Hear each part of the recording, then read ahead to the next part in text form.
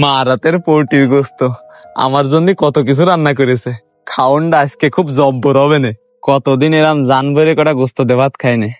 আব্বা এত কিছু রান্না করার দরকার ছিল কি? আল্লাহ দে, এত খুশি হয়েও না। খাওয়ান দেখলে জিভে লাখ লাখ করে না। খিদেই পেটটা চোচো করতেছে। আব্বা তরকার তুলে দেয় না কেন? এ হাবিল, এই কাটা ভাত নিয়েছিস কেন? আর কাটা নে। আব্বা আমার এইটুকে হয়ে যাবে নি।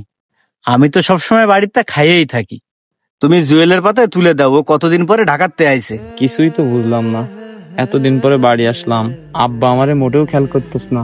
তাই গে তো আমাদেরই বাড়ি, আমি নিয়ে নি। খিদে লেগে গেছে মেলা, গোষ্ঠটাই আগে নি। এ গোস্ত এখন নিস নে। ও আব্বা মনে হয় আমারে তুলে দেবে। আব্বা তুমি আমার গোস্ত তুলে দিবা? ঠিক আছে, গোস্ত বাটিটা নিয়ে তাহলে আমার আগে গোস্ত দাও।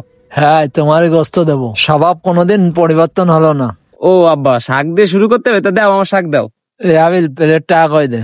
আব্বা আমার আর দিয়ে না, জুয়েলের পাতে দাও, ও তো শুধু ভাত খাচ্ছে। এই প্লেট এদিক দে। সামনে কষানো গোস্ত থেকে কি পুঁইশাক দেখাতে ভাল লাগে? এ জুয়েল, ওই গোস্তের বাটিটা এদিক দে। ও আব্বা মনে হয় গোস্ত এবার আমারে তুলে দেবে দে। আব্বা আমার এই সিনের তুজো গোস্কান দাও। সংসারে টাকা দেওয়ার মুরদ নেই, আবার তুই গোস্ত খাতে যাচ্ছে। এ হাবিল বাপ, প্লেটটা এদিক দে। আব্বা আমার সাথে এরম ব্যবহার করতেছে কেন? আর এক পিস নে।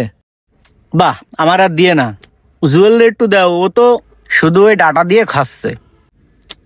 ওর একটু মাংস তুলে দাও। খাতে বসে এত কথা করছিস কেন? তোরে দিছি, তুই খা। এ গোস্ত বাটিতে নিসি নে। ভাই যা সংসারে টাকা দেয় তার থেকে কয়টা টাকা কম দিই। এতদিন পরে বাড়ি আসলাম আর আব্বা কি ব্যবহার করতেছে। এ জুয়েল, 2 টুকরো বেশি গোস্ত নিস নে। কতদিন পরে বাড়ি আইছি, ভাবলাম একটু মন ভরে খাবো। হাবিল যে পরিশ্রম করে আর যে টাকা দেয়, সেই তুলনায় তুই তো টাকা পাঠাতে পারিস না। তুই তো ঢাকায় থাকিস, শহরে অনেক ভালো মন্দ খাস, আর ও তো গ্রামে তেমন ভালো মন্দ খেতে পারে না। আর তুই তো কয়দিন বাড়ি আসিস, তোরে ভালো মন্দ খাওয়া নে। থাক আব্বা, আমার আর তোমার ভালো মন্দ খাওয়াতে হবে না।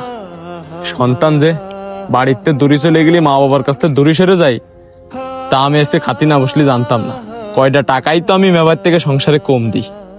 শহরে আমি ভালো মন্দ খাই না আব্বা, যত ভালো মন্দই খাই না কেন, মা রাতের রান্নার কাছে কোনো ভালো মন্দ না। যখন ছুটিতে আসি, বাড়ি আসি শুধু মা রাতের রান্নাটা একটু মজা করে খাবো তাই। কিন্তু এই খাবার মনে হয় আমার কপালে আর বেশি দিন হবেন না।